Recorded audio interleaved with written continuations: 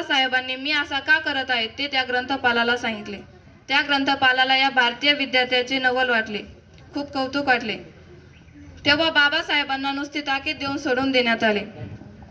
असे बाबासाहेब दीनदलितांच्या उद्धाराकरिता त्यांनी अपार कष्ट सहन केले।